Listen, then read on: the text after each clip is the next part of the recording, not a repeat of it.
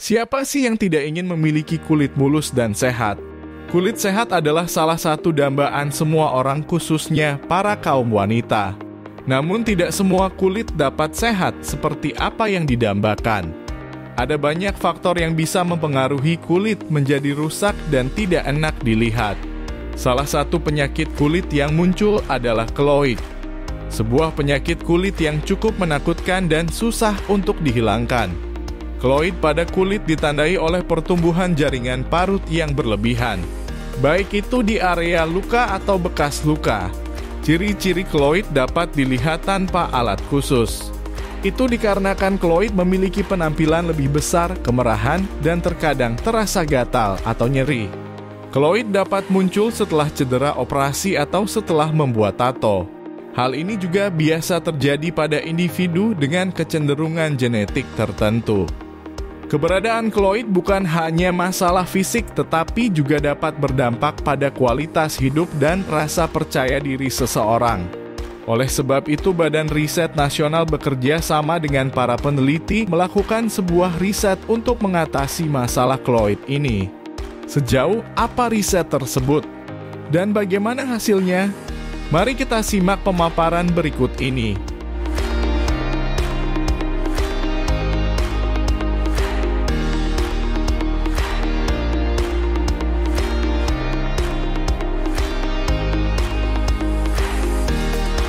Assalamualaikum warahmatullahi wabarakatuh. Saya Wirai Rahman dari Pusat Riset Teknologi Radioisotop Radiofarmaka dan Biodosimetri. Saat ini saya sebagai penanggung jawab kegiatan pembuatan radioisotop fosfor 32. Di PTRR sedang dikembangkan penelitian mengenai terapi keloid dengan menggunakan radioisotop fosfor 32.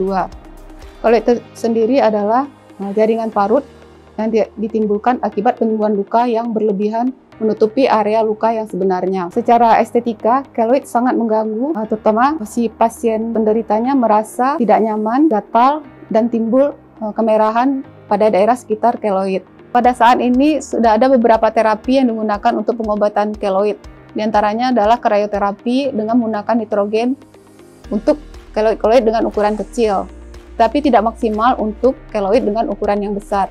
Kemudian injeksi kortikosteroid, di mana tingkat kesembuhannya juga cukup tinggi dan menimbulkan sakit pada pasien. Kemudian dengan laser, biayanya cukup mahal, dengan efek samping menimbulkan kehitaman pada bekas terapi.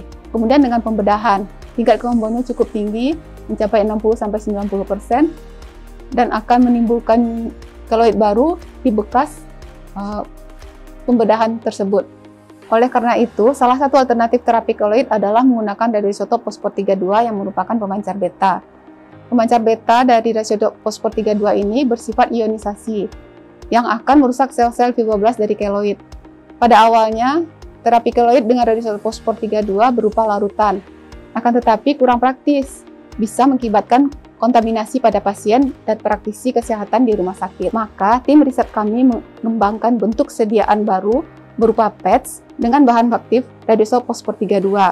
Bentuk sediaan ini lebih praktis dibandingkan larutan dan lebih mudah untuk digunakan. Nama saya Arni Aries. Saya bergabung di Badan Tenaga Nuklir Nasional pada tahun 2018 sebagai calon pegawai negeri sipil, dan saat ini saya sebagai salah satu periset di Pusat Riset Teknologi Radioisotop Radiofarmaka dan Biodosimetri Badan Riset dan Inovasi Nasional. Saat ini saya sebagai salah satu peneliti untuk pengembangan sediaan patch 32 untuk terapi keloid. Pembuatan patch 32 untuk terapi keloid ini memang cukup kompleks, but it's not rocket science. Jadi dengan fasilitas yang kita miliki di PRTRB BRIN, kami sudah berhasil membuat patch 32 ini.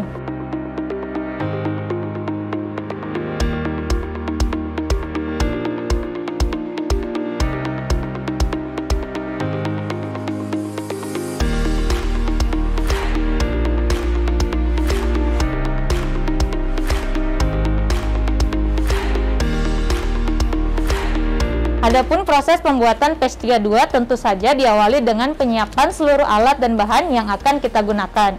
Tapi tentunya hal yang sangat penting juga adalah kita harus memastikan bahwa selama proses pembuatan patch 32 ini kita menggunakan alat pelindung diri yang sesuai dengan SOP seperti yang saya gunakan saat ini. Nah, pertama-tama yang akan kita lakukan dalam pembuatan patch 32 ini yaitu melakukan sintesis kromik fosfat dari asam fosfat yang mengandung fosfor 32. Setelah kita memperoleh kromik fosfat ini, selanjutnya kita tinggal melakukan mixing atau pengadukan bahan-bahan yang digunakan untuk membuat patch 32 ini.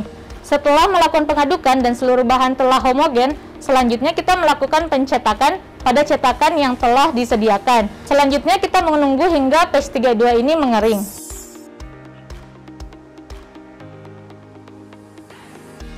Saat ini kita sudah berada di fume hood yang akan kita gunakan untuk mensintesis kromik fosfat dari asam fosfat yang mengandung fosfor 32. Kita harus memastikan bahwa fasilitas yang kita gunakan ini memiliki perisai karena pada saat pengerjaan ini kita berkontak langsung dengan radioaktif. Untuk melindungi keselamatan pekerja atau peneliti, maka kita harus memastikan bekerja di peralatan yang sudah tersertifikasi dan terstandarisasi.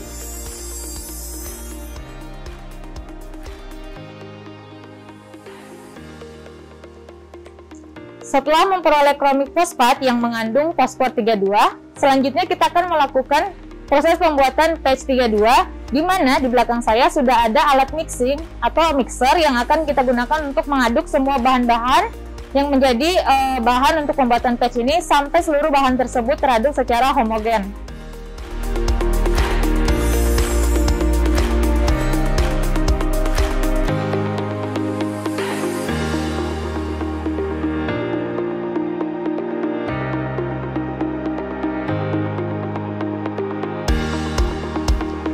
Setelah melakukan proses penuangan pada cetakan, kita akan menunggu hingga patch tersebut mengeras. Dari akrilik cetakan ini juga dapat menahan radiasi dari fosfor T32 yang ada dalam patch.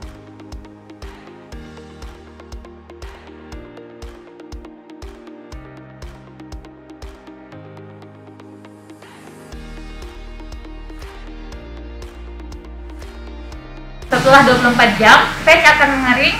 Dan selanjutnya kita akan siap untuk melakukan quality control dengan autoradiographic scanner.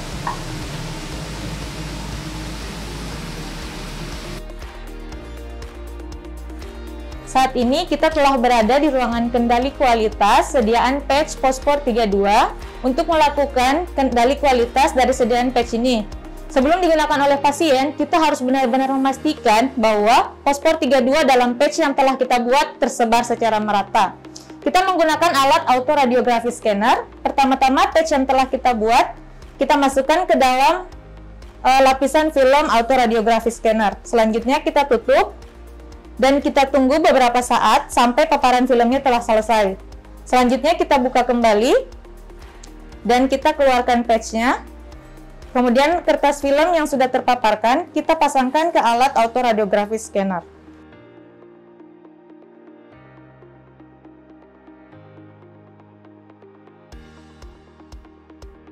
Autoradiographic scanner ini akan melakukan pembacaan aktivitas dari patch yang kita buat. Dan pada layar komputer akan ditampilkan hasil pembacaannya. Warna merah pada layar komputer ini menunjukkan bahwa aktivitas P32 dalam patch yang kita buat itu telah tersebar secara merata seperti yang kita harapkan. Sehingga setelah lakukan uji ini, patch sudah siap untuk digunakan baik untuk pengujian pada hewan maupun pada manusia. Besar harapan kami agar penelitian ini dapat menjadi prioritas penelitian di lingkungan BRIN, khususnya ORTN. Karena produk penelitian radioisotop fosfor 32 ini sudah sangat ditunggu oleh pihak rumah sakit. Namun, beberapa kendala masih dijumpai terutama dalam hal fasilitas yang khusus untuk produksi PET silikon bertanda radioisotop fosfor 32 yang tersertifikasi, serta pendanaan untuk uji praklinis baik secara in vitro maupun in vivo pada hewan coba.